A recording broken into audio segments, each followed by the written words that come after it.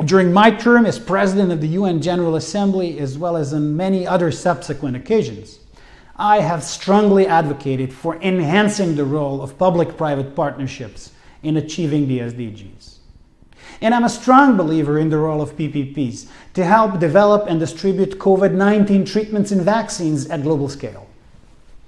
This is becoming even more important given the onset of vaccine nationalism, with states engaging in fierce competition, accompanied by finger-pointing and scapegoating, as well as by political pressure on pharmaceutical companies to cut corners and deliver results at dangerously unrealistic speeds.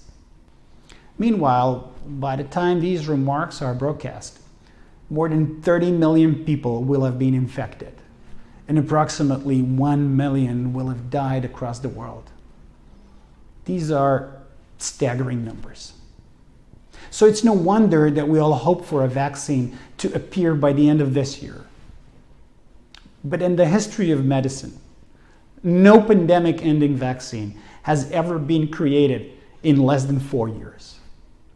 And research on a COVID-19 one has been going on for merely months now. So even if we somehow have the process to 2 years, we're still looking at the middle of 2021. And this leaves aside the question of mass production and global dissemination, not to mention equitable pricing.